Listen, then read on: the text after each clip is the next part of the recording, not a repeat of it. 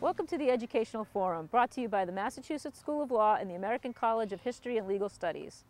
I'm Holly Vietzke, a professor at the Massachusetts School of Law. Every sports fan remembers the 1999 Women's World Cup when the U.S. beat China on the now famous penalty kick by Brandi Chastain. In the 10 years that followed, girls' high school soccer saw an increase in participation of 40%. In that same decade, however, participation in girls' high school softball increased by only 14%, despite the U.S. Olympic team winning its third gold medal. Most recently, the Olympics dropped softball from its roster of events. This decision by the International Olympic Committee will be enforced for the 2012 and 2016 Olympics. The visibility and popularity of the sport could be in jeopardy. With me to discuss the future of women's softball are a former Olympic athlete, softball coaches, an umpire, and players. Michelle Smith, a two-time Olympic gold medalist and ESPN commentator, offers her theory on why softball was cut from the Olympics. I think it's probably a combination of a lot of different things. I think that the IOC was looking for the opportunity to get other sports into the Olympics, i.e. golf and rugby, two sports that are popular around the world, especially rugby. I don't know that when you start to look at the mandates of the IOC that those two sports really fulfill those mandates. Softball does, in my opinion, quite a bit more. So I think that the IOC really came down to TV and contracts and money. And if you look at sports in general, and the IOC talks about the mandate to really market to young kids and trying to get more kids involved in sport and movement, softball would be one of those sports. There aren't as many kids playing golf as there are playing, especially young girls playing golf, as there are young girls playing softball around the world, or rugby for that matter. In some areas, rugby obviously is very popular around the world, but still a lot of the countries where rugby is popular for religious reasons or cultural reasons, a lot of girls aren't playing. The men are, but the girls are not. So there's a lot of different theories, as you mentioned, as to why softball kind of got lumped in and pulled out with baseball. I think with baseball there were a lot of issues. There was the doping issue. There was the fact that the best guys in the game, because they're under contract with Major League Baseball, they weren't able to have time off to play in the Olympics. So there's a lot of different things, and I think baseball's done a really good job of kind of getting themselves into the position to be able to fit into those Olympic ideals, which is what the IOC had wanted. And I'm hoping there's a possibility that both the sports at some point in the future will get back in. But yeah, I do think that it comes down to a lot of different things. The U.S. dominance is part of it, but you know, I do think if you look at women's basketball, I mean, the women's right. Team USA has dominated in basketball, but there's no, we haven't really talked of basketball being pulled out. So I think that it's a combination of a lot of different things, and an unfortunate vote in 2005 in Singapore at that IOC session that ended up pulling softball out along with baseball. Now, one of the short-term effects of this decision is that the U.S. Olympic Committee cut its funding for USA softball, causing now many of the country's best players to leave the team and go play elsewhere. What are some of the long-term effects this decision could have?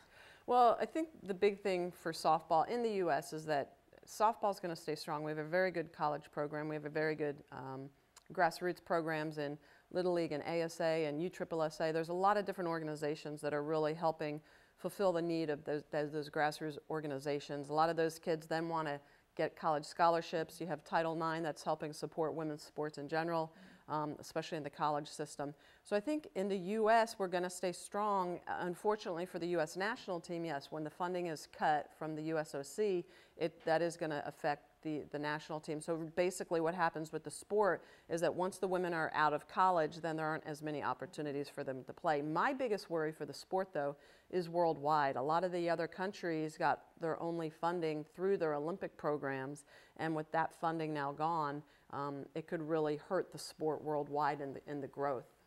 Well, that was one of the questions I was going to ask you, is how is this being received worldwide? I mean, you started back softball, which we'll talk about in a minute. Are the other countries outraged as well? Yeah, definitely. I mean, there's a lot of countries that this really profoundly affected in a negative way, which is unfortunate. Japan is always going to be strong because they have a very good industrial league. Australia is a very sports-minded country. Canada, I think, is going to continue to work hard, being our neighbor. But where I worry are those smaller European countries that were just starting to gain some momentum and some traction. We're trying to still grow the sport down in Africa. The sport is played around the world. I just think people were not aware of how much the sport had been growing around the world. It obviously in the Asian countries has been strong, but yeah, it's been tough, and it will continue to be tough for those countries. But for the U.S., I think that hopefully we can continue to keep the sport strong at the grassroots level, as well as around the world, and some of the countries that have already been strong. But again, there needs to be parity. It doesn't make a great league if you only have 5 or 6 strong teams, right, and the rest of the world isn't as strong. In the U.S. at the grassroots level, do you worry at all that this is going to hurt the little girls who, when they're deciding what to play, are they going to play soccer, where they at least, we'll see that on TV now every 3 to 4 years with the World Cup and the Olympics, over softball? Or yeah, that is a concern, because a lot of young kids, they have their Olympic dream, and for me that was the hardest part of softball being taken out of the Olympics. It wasn't the 15 American athletes that weren't going to have the opportunity, because they're probably going to have an opportunity to represent the U.S. at a World Championship, a Pan Am Games, some other event. So they were going to realize their dream of wearing that USA jersey. It's for the other 99.99% of the population that plays softball that their Olympic dream is now gone. So you're right. Do they then transfer that dream and say, well, I want to play soccer, or I want to play basketball or volleyball, because those are Olympic sports, or field hockey? Yeah, that's absolutely a concern. I think the biggest thing that we need in order for the sport to continue to grow is for it to stay strong at the college level, because a lot of those kids want scholarships, and most of the kids that do play softball are very passionate about the sport, and if they truly have a love of the game, then hopefully they're going to stay in it. Now, Title IX, you mentioned, has been great for softball. 89% of all colleges and universities now field a softball team. Do you think that will change? That's going to undo any of the good Title IX's done? Yeah, I don't see that either, just because it is such a popular sport in college. I mean, there are going to be bumps, absolutely, but I truly hope that the powers to be, the people that are making the decisions, realize that the sport is actually a really good sport for women. We've got a lot of great stadiums. There's been a lot of infrastructure built for the sport. To me, it just wouldn't make a whole lot of sense to pull those programs now out.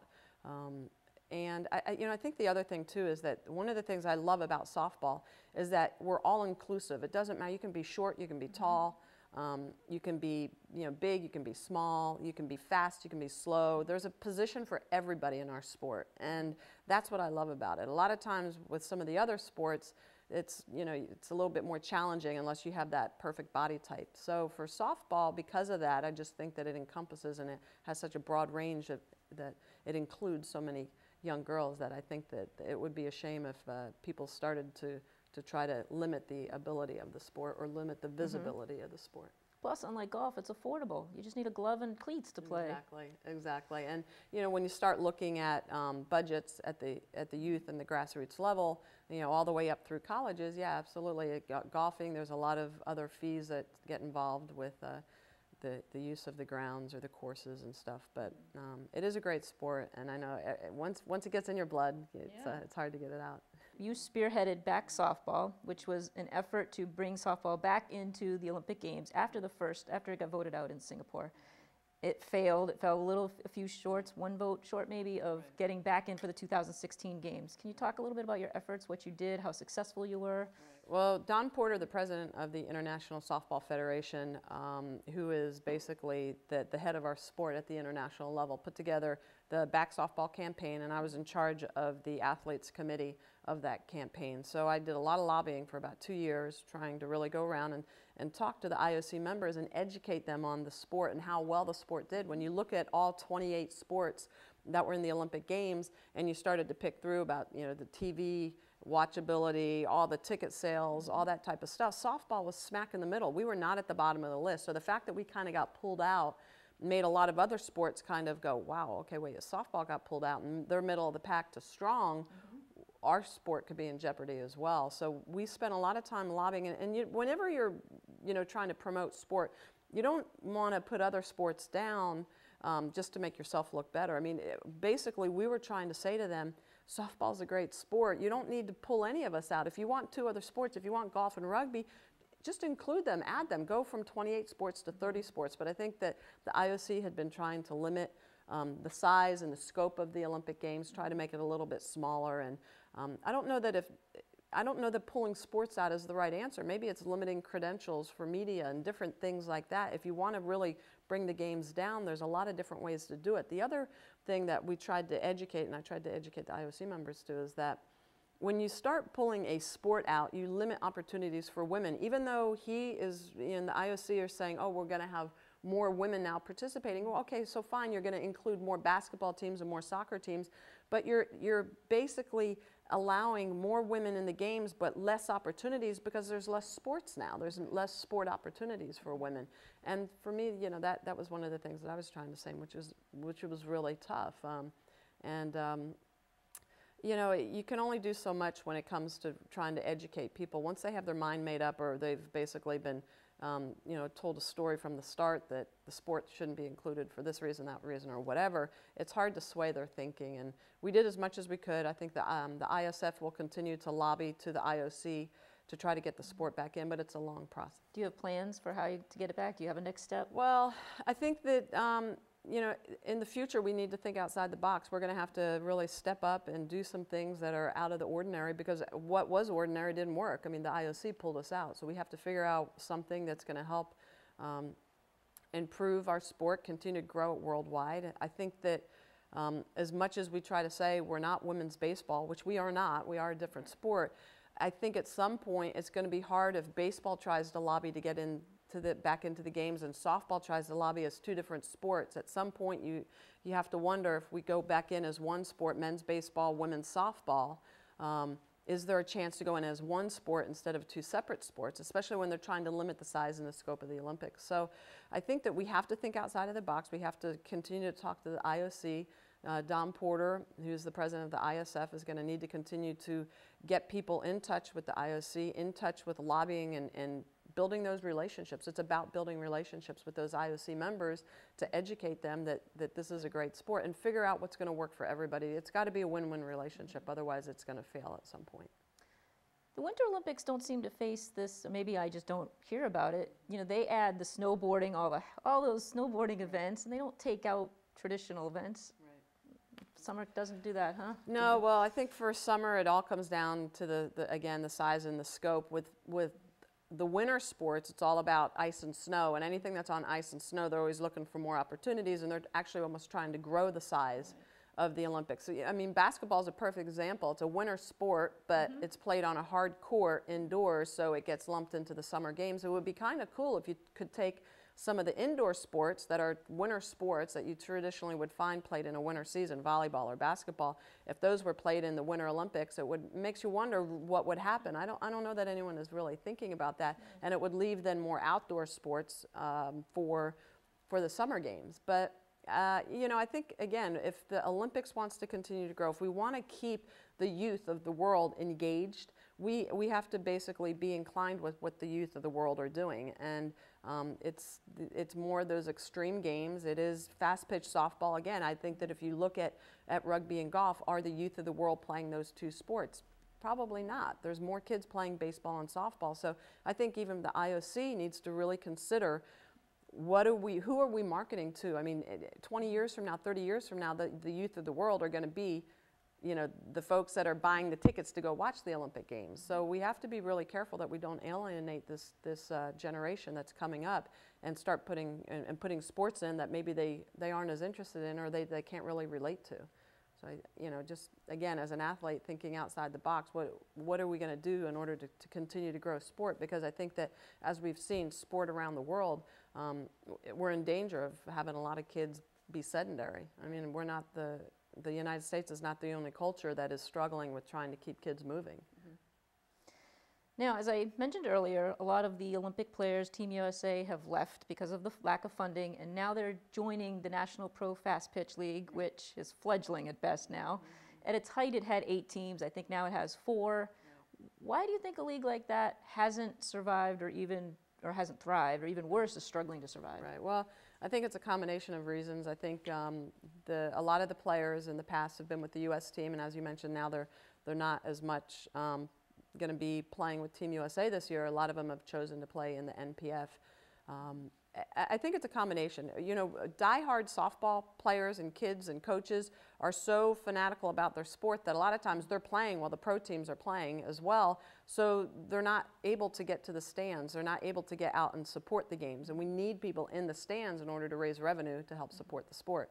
We need more sponsorship dollars. the sport does great on TV. We rate very well at the college level, the pro games, the international games that are on TV. So when we're on TV, we do a really good job of attracting an audience. But getting that audience to then transfer into the stadium and to seeing the games in person is kind of where the sport has had some troubles. I think the other thing too are the locations of the venues, I think haven't been the easiest to get to. A lot of times we rely on using college stadiums as well, which creates some other issues because you have different laws and different bylaws of what can be done in those stadiums as far as beverages and different things like that that generate revenue for the programs. I think the other thing too is that when softball season is in full gear, a lot of people in the winter months have been kind of locked inside, and so when it comes to having nice weather, the last thing they might want to do is sit and watch a game. So we're competing with that nice weather. There's only so much outdoor activity time that people have, so that kind of pulls them away to go to the beach or go camping or whatever it is that they might have interest in. So I think there's all these combination of little things that have unfortunately added up to the pro league struggling. And then when I talked about the locations, I think regionally, if we could get an area or a pocket that would be very vested in the sport, it would be easier for those teams to travel versus having a team in Chicago, one in Florida, one in the Northeast, because then you end up spending all the budgets on the teams traveling instead of paying the players and basically doing other things that could make a difference to keep women in the game. You don't worry that would create a regional? Well, it would in some areas, but I think that it's like Major League Baseball. If you could have, if you have different divisions and different areas where they play each other, it would. I just think that it creates actually more interest in that region. So maybe you would have the Southeast have a division, you'd have a Midwestern division, a Northeastern division, and then you could have interleague play between those leagues or divisions. But I think for keeping the budgets where they need to be, so that you're not just buying airline tickets, every other weekend. Yeah. To travel at teams, and most of the teams are big. You're looking at probably 25, 30 tickets. The expenses can add up pretty quickly. Yeah. So this might be almost counterintuitive, but maybe because the Olympic players are now playing in this league because they can't play for Team USA, might that be a good thing for the league, increasing visibility? Yeah, well, I think that's kind of the idea of a lot of the athletes when they came together and they said, okay, where are we going to play this year? Are we going to play for Team USA or are we going to play in the Pro League? I think they felt like this was their best last shot of trying to make something happen for the NPF, and they were going to come together as a group and really try to promote the league and try to grow the league. But you're right, I mean, at one point there were 8 teams in the league, and now they're down to 4. It's hard to call a league, a league with 4 teams, but if the women can do a good job of marketing themselves, being vested in their communities, and get the communities to then be vested in the teams, hopefully they can go from 4 teams to 6 teams to 8 teams, and who knows, maybe up to 16 teams, and just really start to grow the sport. Because there's a lot of great athletes that play the game, and if they had a place to go after college, it'd be really good. So ESPN has been great about televising women's sports, the Women's College World Series, March Madness, and the college basketball tournament. It seems, though, to me, a viewer, that during basketball season you have Big Monday for the women's games, you have almost every game of the March Madness tournament. Yet, and I know ESPN televises some regular season softball games, but it just doesn't seem to get the same visibility, or maybe it's not as widely watched. Is women's college basketball doing something differently than softball? Well, I do think that the SEC contract has been a big thing for ESPN. There's a lot more regular season games on. I know that the ACC is going to start getting some of their games on as well. If the Pac-10 could get their games on, it would really be great. I think the biggest thing is that in the winter months with basketball, I think women's basketball just has a great following. It's a great sport, and it's easier maybe for ESPN to see that carryover between the men's game and the women's game. I think that now that college softball's been on in the regular season the last 2 years, ESPN has really seen the way the viewers have gravitated from those regular season games to the postseason. They air every game of super regionals and every game of the Women's College World Series and a couple of regionals. I think that will continue to grow because, as I mentioned, the sport rates very well on TV. And so, yeah, once you start to figure out, hey, the sport's rating really well, I think that then there's the opportunity to do more of the regular season games, and I think ESPN is becoming more vested in the sport. And again, I think once it's that win-win relationship, the sport does well for ESPN, ESPN's going to do well for the sport. And they've grown a lot of it. They've really helped make the Women's College World Series what it is, and I think that those of us in the sport need to be very thankful for what they have done. I think we can continue to do more, absolutely. I think we could do a game of the week. Right. Definitely. I think there are things, and there's ways, there's a lot of women in ESPN management that are thinking out of the box and saying, hey, what can we do to help grow the sport? Right. And I think that it just takes a little bit of time to get that traction. But if you go back and you look over the last 2 to 3 years, the sport has absolutely grown on TV. And hopefully, 3 years from now, we're going to be double where we're at now. Great. Yeah. I think one of the problems that softball faces in that terms is that it's the super regionals are on Memorial Day weekend. Yes. And you're, like you said, you're fighting with people for barbecues and getting outside. Yeah, it's good. The invention of TiVo has been a good thing for women's sports, but yeah, it is. I mean, you're competing for so much time. The folks that love the sport, that are traditionalists and just they're going to watch it. They're going to find a way to get those teams. We have to try to increase that viewership and make new people fans of the sport.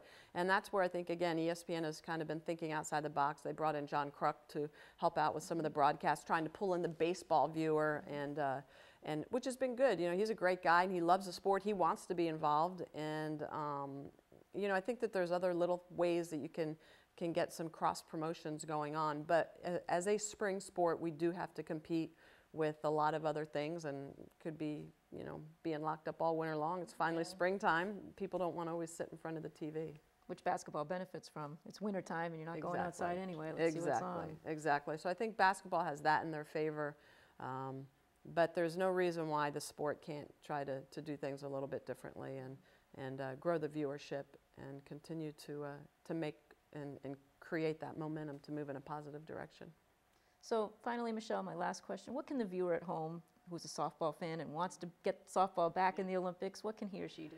Well, I think the big thing is that to stay vested and to stay informed with the International Softball Federation. Find out what the sport and the people at the international level and that leadership, what they're doing. Become involved in their programs. Don't be afraid to write the IOC. I mean, they have a website. Write them and say, hey, we miss softball. It was a great sport. It's a great opportunity for women to be involved in the Olympic Games. Please reconsider. I think that you have to make your voice be heard. You can't just hope and wish. You have to actually do. You have to be productive on stuff. And I think we just have to be vigilant as a sport to continue to lobby to IOC members to continue to grow the sport, think outside the box a little bit, and do the right thing to help pass down the sport to newer generations and continue to grow the sport. Nice! So I need the sport to play. My brother's big into baseball, big into sports, and I just want to follow his footsteps. Being on the softball team gives me a sense of unity and friendship, and playing the game is just a lot of fun. I have fun playing. I get to exercise. It's good. I like the team aspect, and you're individually thriving to do well, and the play is all on you, but you're still competing as a unit, even though you have to make your own individual plays and you have to bat on your own. It all combines together. Joseph Alphonse is the commissioner of the Massachusetts chapter of the Amateur Softball Association, the governing body of the sport. We asked him how the sport is faring locally and what we can do here to increase its popularity. Massachusetts is very fortunate in terms of the entire East Coast. Very proud to say we have almost 5,000 teams in Massachusetts, all that register ASA. Now they do register with some of the other associations so that they can compete with other championships and tournaments. But we have an adult program that you can play co-ed, you can play men's, you can play women's. Women's fast pitch is still alive. It's not as big as we'd even remotely hope. Men's fast pitch, slow pitch, they're still around, but the biggest one is co-ed now. So when you're talking adults, it's one side of the organization that I actually have a small staff, not a small staff, but a staff that works the adults. The kids, though, is still blossoming, and we're very, very fortunate with that the kids really take softball seriously. As a high school teacher, I mean, I know a lot of my kids were disappointed when they lost it. They knew they might never make it to the Olympics, but at the same time, it was such a great thing to watch. and for the kids to see the game played on that level with all these different countries competing and everything. Nobody was mad when Japan won, you know, in Beijing. They really weren't. It was a great game, great situation. So, you know, the kids are still working towards it. They're still working towards, you know, improving their high schools. They're still working towards getting, hopefully, a scholarship to some colleges or get recruited by a college that, you know, this might be that extra thing that gets them in admissions-wise, that they have the ability to still play the game. What do you think will be the effects, if any, of the IOC cutting softball from the Olympics? In terms of effects, that's a pretty specific question. I know for a large majority of Americans that play, and Europeans as well, but there's a huge disparity in terms of numbers. It was absolutely demoralizing for perhaps 100,000 softball athletes collegiately, you know, Division I, II, and III, that, you know, they had a goal to come and play at a higher level once they were done with college, or even while they were in college. I mean, who wouldn't want to be the Olympic champion of a sport? So when the IOC cut it, there was a lot of controversy involved in that, in terms of some of the reasons they cut it and everything. So you had a big campaign that was called Back Softball. You can still go online and see some of the back softball things. The Europeans had that. The ISF, which is the International Softball Federation, they are still actively pursuing trying to get us back in the Olympics. So to answer your question in specific, the ramifications are huge in terms of on personal levels to each and every player, each and every umpire and coach, because everybody always works towards that goal when you're competitive to always play the ultimate game.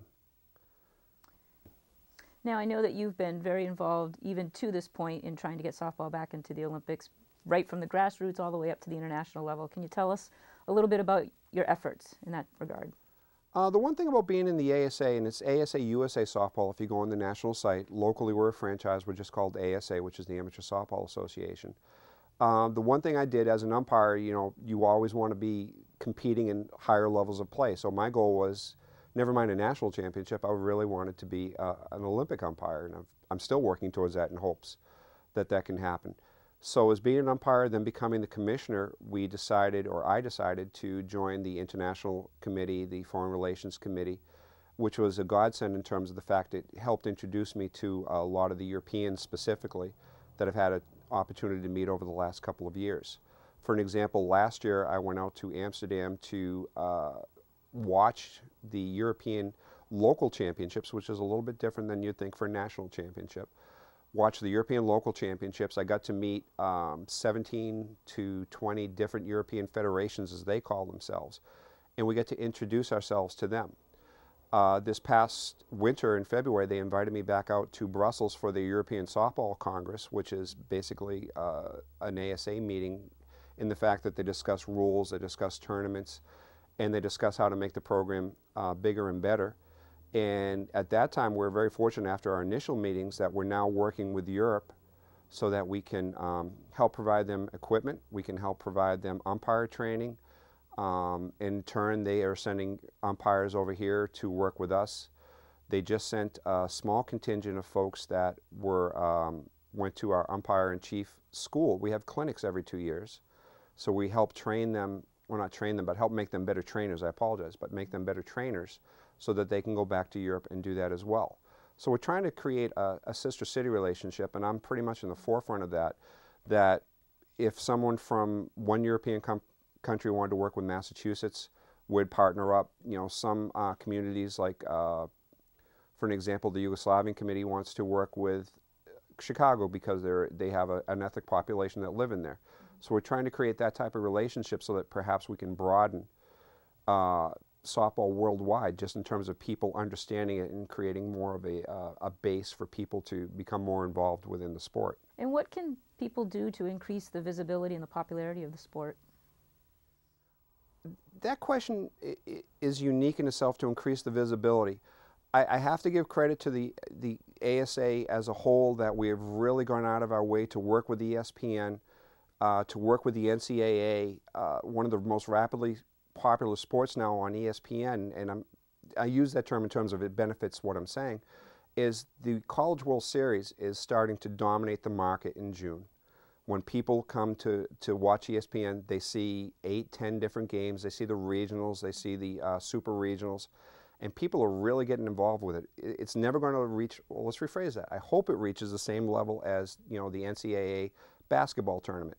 But we are getting quite a bit of people that come down to see it now. We're doing a lot of live webcast, even on the Division III tournaments that are drawing a lot of hits. I was fortunate enough when I was in Europe, I got to be the play-by-play and color commentator all in one to do the European Championships at the same time, and that was beamed internet-wise to almost 70 different countries. So luckily, media and technology are assisting us in this, that people can see the game, they can see that it's not like kind of like a baseball game sometimes, it's just dominated by a pitcher, catcher. Softball is every pitch there's a play. As an umpire, I would not do any other sport because on every play you have to be on your toes because there'll be a bunt, there'll be a force, there'll be a sacrifice, where baseball is, you know, throw 3-4 pitches, maybe you get a hit, maybe you get an infield. Every pitch there's some type of movement going on with the plays. So that's the type of things that people see when they see it. They see a very active sport, which keeps people really, really involved in watching the game. You mentioned that it's going to take a long time, or it's a long way to go to get softball back into the Olympics. What's it going to take? It's going to take a large effort worldwide. I'm trying to choose my words carefully. And when I say a large effort worldwide, people kept saying for years and years, you know, since '92 when we got into the Olympics, that America was winning, America was winning. We'd have the World Cup, America was winning. Everybody doesn't like to see the same person win a game. It's kind of like playing tic-tac-toe and you had stalemate, stalemate, stalemate. USA kept winning, USA kept winning, USA kept winning. People didn't see a lot of the World Championships because, to tie in with your last question, it really hadn't been televised too much. They didn't see Japan winning. They didn't see Australia coming up and winning some of the regional tournaments and seeing some of the European or the Asian tournaments and stuff like that. So as the game gains a popularity, which it still is, but again, it gains more of a fan base because it is televised, I think people need to see it more often and see that it's not dominated by one. Again, nobody was upset that Japan won other than the American team, and God bless them in terms of the fact that you always want to win. But it became really obvious that this game is now popular enough that other teams and other countries are taking it seriously, and they're producing a great product. Can you tell me how you initially got involved in softball? I started playing softball right after high school. Baseball was still kind of prevalent. We played a little bit of that. But in the late 80s, or actually early 80s, softball was really the sport to be playing. I grew up in Everett, and in Everett we had almost 100 teams playing on makeshift fields and everything in all the different leagues, and became very involved. We joined a company, played with them, and we just continued playing and playing and playing. Not too long after that, I joined the military, and I was in the Army, and even on the Army, softball was very prevalent. So I continued to play in the Army while I was stationed at different posts. And eventually, I actually graduated to become an umpire. You know, I enjoyed playing softball, but, you know, there was a lot of controversy, and there was no umpires to be had, so I decided to become an umpire, and I joined the ASA back in 1987, so almost 24 years ago now. And how did you get to be commissioner of the ASA? Long process. I was still in the military even when I joined the ASA back in 1997, so I finished 23 years of service. Was umpiring back here in Massachusetts again, and they needed people that would be proactive in terms of assigning other umpires. So that's called a commissioner, so I was very fortunate that I got selected to be a commissioner. And then as the time went on, I became an umpire-in-chief. I became a commissioner for the Junior Olympics, which is the youth programs. Worked with that, and the previous commissioner, Ray McCone, had passed away, and I applied to the national office to take his position. With the way softball and the economy and everything else has turned, they have now decided to merge both Boston and the state. So last year they had a downsizing, if you will, and we downsized the state, and I applied once again for that, and I was selected by a hiring committee, so now I'm the commissioner of the entire state of Massachusetts. 1, 2, 3, get it! And I like the bonding that my team has become, the unit that we've become. I just feel like when I play that I can excel because it's just something I'm good at. I feel like when I play that I know I'm going to do well, so the confidence that it gives me, and I love playing softball. Well, I started off with t-ball, and then I played baseball as a young kid, and then I think 5th grade was when I started playing actual softball. I like the mental aspect of softball. It's very strategic, and I like the team aspect. I feel like the teams are very close. Softball teams are very, very close. My favorite sport is softball. The Terriers are coached by Sean Rychick in his 7th season at the helm. His assistants are Cassidy Hardy, Bill McDonald, and Katie Grimes. 1, 2, 3, Now let's hear Boston University softball coach Sean Rychick talk about how the game of softball has changed in popularity in the past decade. I think it's blown up in probably the last 8 years, maybe. Really, the Northeast, I think, has been the last to kind of get that big blow up where there's lots of players playing around in different leagues and stuff in high school and then on to college. And I think some of the travel ball teams here in the Northeast have picked up. I think up here in Massachusetts, still a little slow. You know, that final bit, like the Philadelphia, New Jersey, that area, Pennsylvania. I bet it's almost doubled in the last maybe 7, 8 years. I know recruiting-wise it's changed, just the volume and the quality of players over that time have really changed. What effects, if any, will the IOC decision cutting softball from the Olympics have? I think part of the explosion was the part that was in the Olympics. 96, this girl's maybe 10 years old, saw a chance to be in the Olympics, and when they got to be 18, 10 years later, early 2000s, I think that's when you saw it really start to blow up out here, and it was already big out west and south and stuff. So I'm hoping it does, and I'm hoping it's grabbed on enough, at least in the women's game, that it can hold itself, and there's enough international competition. I think the one thing that can help too, and it'll always help, is the fact that I think every year there's 3, 4 new schools, Division I schools adding, or there's Division II schools bouncing up. So there's lots of scholarship opportunities, and you know, that's hundreds of thousands of dollars going for one player possibly over a 4-year career. So I think there's going to be continued interest to a certain degree. Whether it'll continue to grow at the rate it has, I don't know. I think the Olympics was a driving force to see it on TV, to have a dream for some of these young girls. I think that part's kind of gone. So it'll be interesting to go. We're kind of in that transition year now that it's been declared, it's not in, and how is it going to fare over the next 5, 10 years? We'll find out, I think, in the college ranks first and then on from there. Would it have any effects on your recruiting? It could. You know, I saw it blow up and help me a little bit here in the Northeast, and we started to add a few more Northeast kids to our roster. And we'll see over the next 5, 10 years whether we suddenly find a decline and there isn't the quality players that we once had. But like I said, I'm hoping it's grabbed on enough and it's going to maybe not grow at the rate it was, but at least hang on and maintain where it was. Now, are any of your recent alumni still involved in softball? Up until I think a year ago, Robin King was still involved. She was coaching a travel ball team out here in Massachusetts.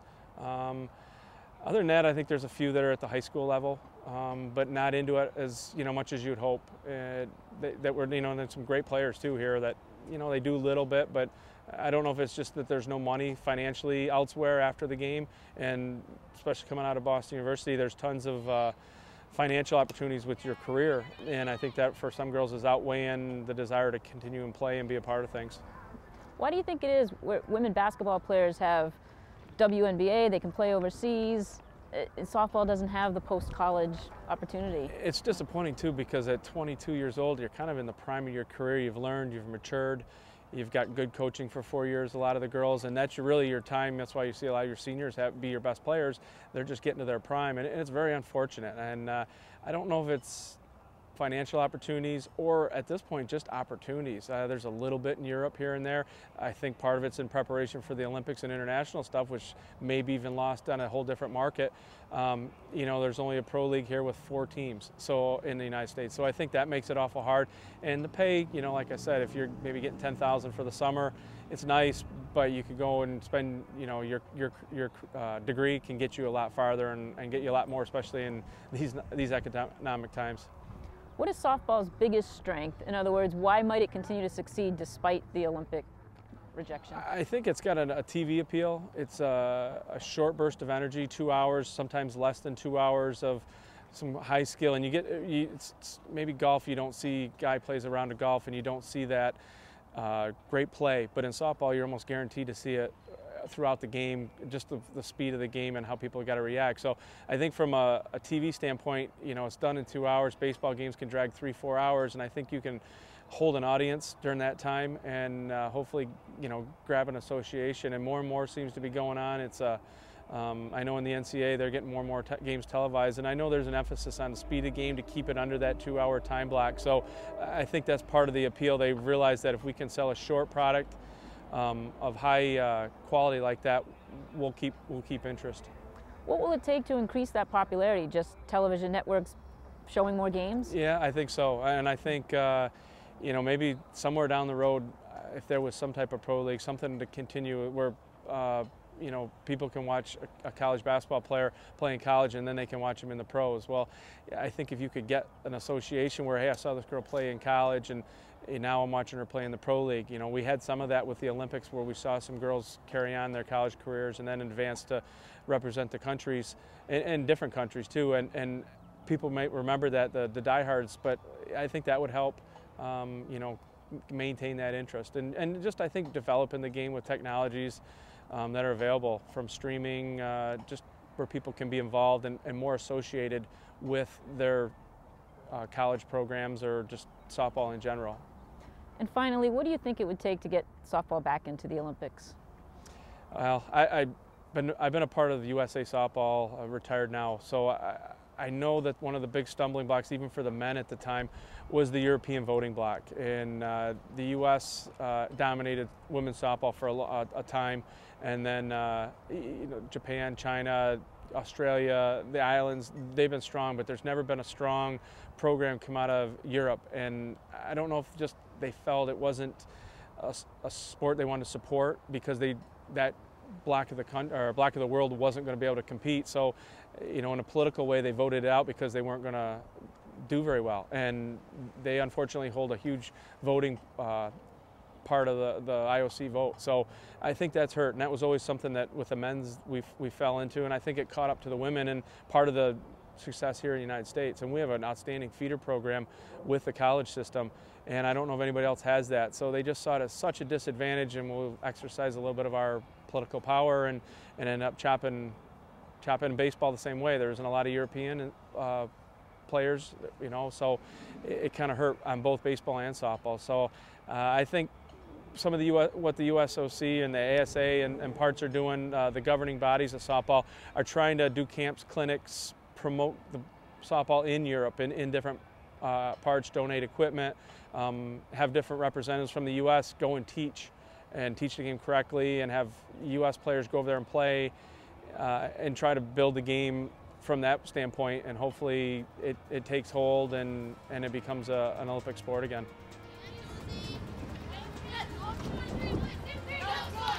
It's really disappointing that the Olympics cut softball as a sport, because as a young softball player, you sort of look up to the Olympic players and maybe aspire to be them one day, and so that they cut it sort of means that it's not taken seriously, so it's kind of disappointing. I think it's like sad because it was still a competitive sport in the Olympics. It does kind of like hurt younger softball players in the U.S. They don't really have as many role models to look at. Of course, I feel like there's so many more men's teams than women's teams, and cutting a women's sport, I don't know, I'm a big fan of equal opportunity. And we'll be right back with more from softball coaches and players. At the new American College of History and Legal Studies in Salem, New Hampshire, you can finish your bachelor's degree affordably and get on the fast track to law school. We teach American history, and you'll receive a rigorous education at a very low cost. The small day and evening classes allow you to interact closely with the distinguished faculty. At the American College of History and Legal Studies, professors don't lecture. Through the discussion method of teaching, you'll be engaged in the issues raised in class. You'll learn to be a critical thinker, a better writer, and a polished public speaker. And you'll be able to compete with anybody in today's competitive marketplace. You can also get on the fast track to law school. Qualified students gain early admission into the Massachusetts School of Law. The new American College of History and Legal Studies offers the junior and senior years of undergraduate education. To finish your bachelor's degree, with the opportunity to start your law degree early, call or visit today. Massachusetts School of Law. Legal education that is practical, accessible, affordable, and enjoyable. Offering flexible day and evening classes, full or part-time studies, where candidates are assessed not on the LSAT, but their academic and other accomplishments, providing more professional skills training than any other law school in New England. Massachusetts School of Law. Visit us at mslaw.edu, training students to become successful lawyers and advocates, not just legal scholars. Can you tell which of these children was not born free? Can you tell which of these children was not born equal? Can you tell which of these children does not deserve to be treated with dignity?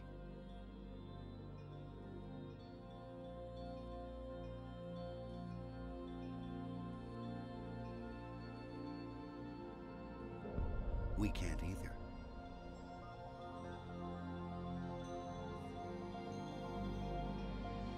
Human right number one. We are all born free and equal. Laura Ricciardoni. Harvard is coached by Jenny Allard, and she is assisted by Carrie Martin and Brandy Gordon. And now,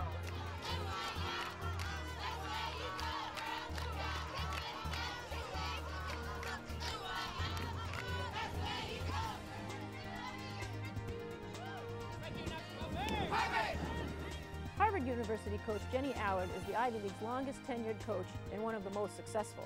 This spring, she earned her 4th berth in the NCAA tournament. Jenny is in her 17th season as head coach and talks about the changes in the game since her playing days at the University of Michigan. It's gotten much quicker. I think the game's been sped up a lot. I think there's more offense in the game. When I played, we played with a white ball with a cork middle and, purely aluminum bats. Now we have, an increase in the core of the ball. We also have more high-performing bats. So it's become much quicker. I think a good hitter, when I played, hit around 330 a year for a batting average. Now you're a great hitter if you hit over 400. So the offense has really gone strong, and I think the speed has been phenomenal in our game. Just the quickness of the athletes, a lot more stolen bases, a lot more just quickness in the game. It's a game of speed and explosiveness. Have you noticed an increase in the number of girls who grow up playing softball? Absolutely, absolutely. When I was playing, there were a few, elite level travel teams in Southern California. Now it's just grown exponentially. There's more girls interested. I think having the sport in the Olympics completely helped that. And the growth of the sport in general. More youth programs offering the sport younger, getting kids involved. I think competing with basketball, competing with volleyball, competing with soccer, exposing kids to the sport younger. They're getting hooked and enjoying it.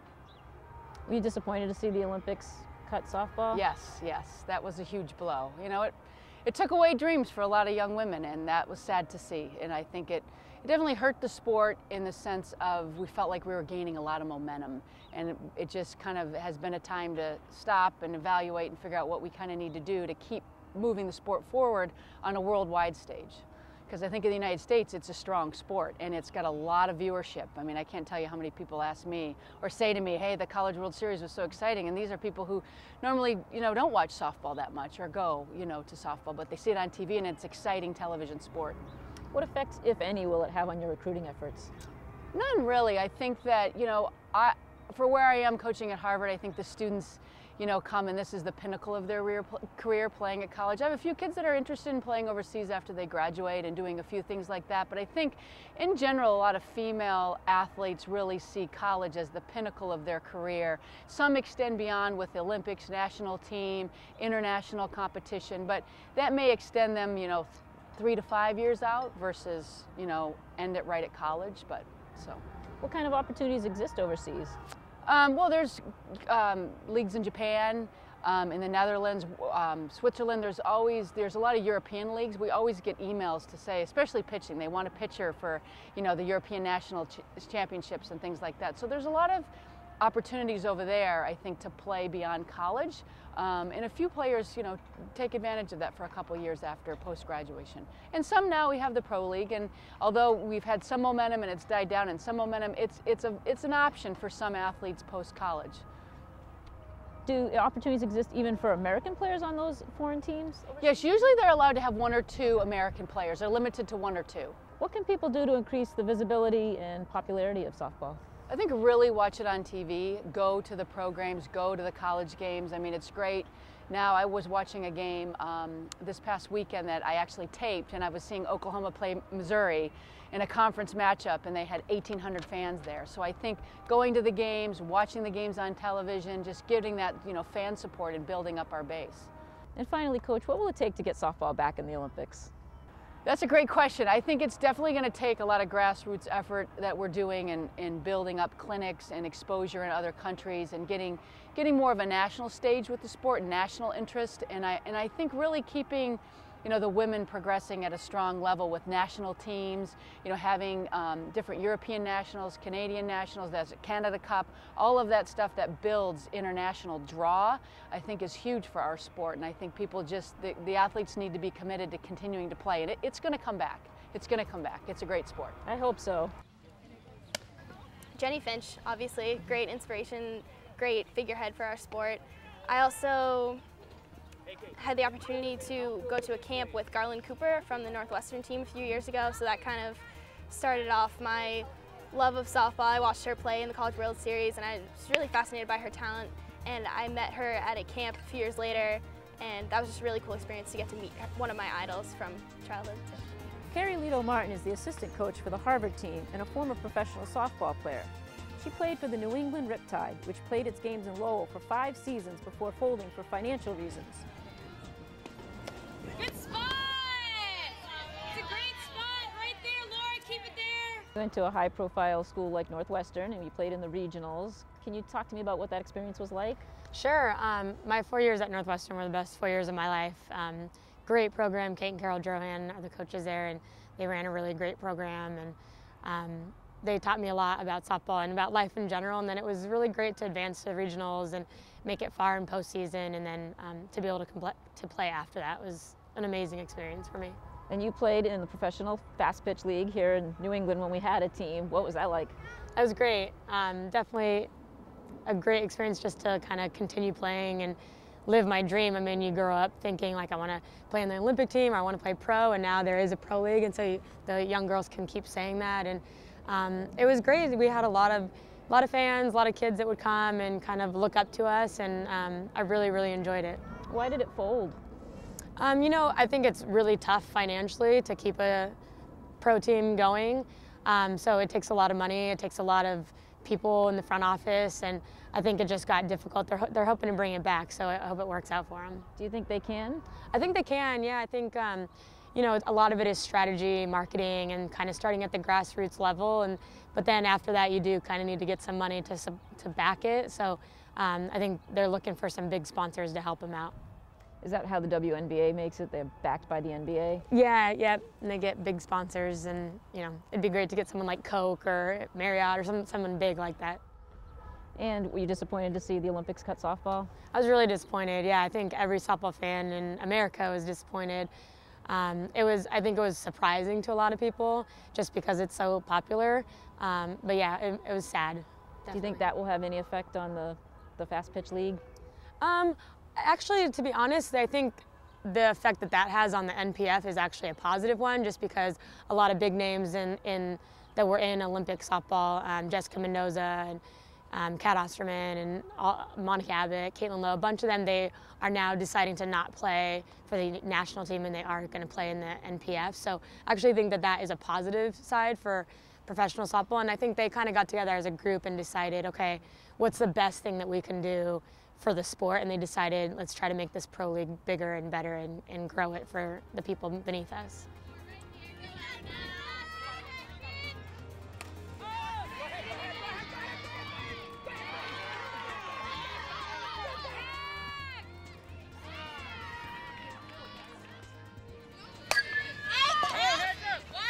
Softball in the Olympics is that it prevents the girls having a future in the sport. It's going to downgrade the level of play at the college. It's going to then turn around and downplay the level of support for programs at the high school, and eventually it's going to do away with their program altogether. The girls have nothing for the future. There is no professional league for them to go to. The Olympics was the end goal for a lot of these girls. I feel like it's not good because people can learn lessons from watching it on TV, and I watch it on TV sometimes, and I watch them play so I can learn new things. I have watched the College World Series a lot in the past and the Olympic softball.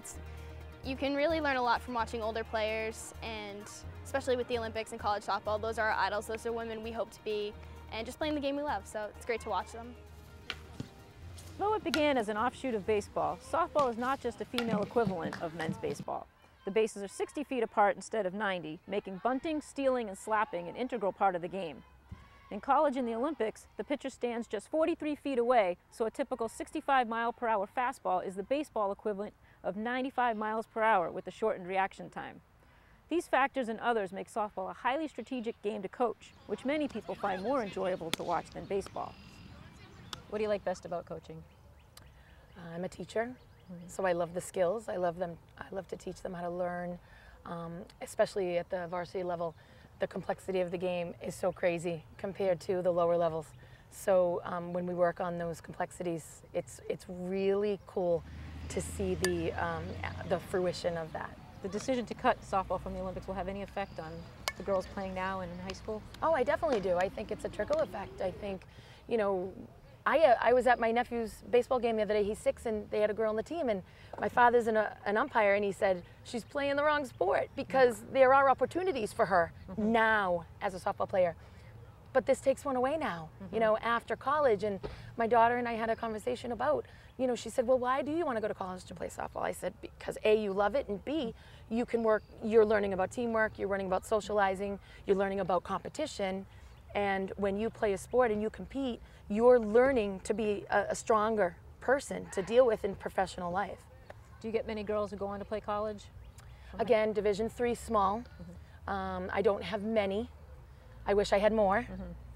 So not too much. Field hockey, definitely. Softball, lacrosse kills me. Lacrosse and softball, same season.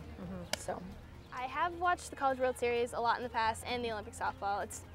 You can really learn a lot from watching older players, and especially with the Olympics and college softball, those are our idols, those are women we hope to be, and just playing the game we love, so it's great to watch them. Were you disappointed that the Olympics cut the sport? Definitely. I mean, there are so many sports in the Olympics, and I feel like softball would be a great thing to keep there. It's something that a lot of people are interested in, a lot of young girls watch it, and I really think it'd be a shame to let it go.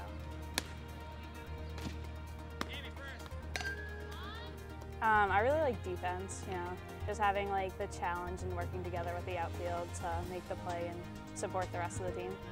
Each sport's different, like field hockey is more of like a fast-paced, continuous game, and basketball is like a quick burst game, and softball is more of a slow mental game. But I like all the team components of each sport. It's fast-paced, and it's not like all the other sports, like you get to use your hands, and you know, it's just fun. In 1996, softball debuted in the Olympics to standing room only crowds. Each year, the Women's College World Series breaks attendance records. Today, there are 128 countries in the International Softball Federation. The fan base is passionate, but can this passion revive a sport that much of the world rejects? I think it's a shame. I don't really understand why they're doing it. When you introduce the sport to the Olympics, I mean, must be dramatic to take it away, especially when it's been there for so many years. It's an extremely competitive sport. It's a beautiful sport. And, you know, I'm not a part of the Olympic Committee, but I think it's a mistake. I think it's important to have softball in the Olympics because if I want to do softball later, like past college and stuff, there's nothing much out there for me to do. There's so many sports in the Olympics, and I feel like softball would be a great thing to keep there. It's something that a lot of people are interested in, a lot of young girls watch it, and I really think it'd be a shame to let it go. Yes. We'd like to thank our guests for their valuable input for today's show. If you'd like to see softball get back into the Olympics, go to www.backsoftball.com. Check out the International Olympic Committee's website at olympic.org/IOC. Thank you, and join us again next time.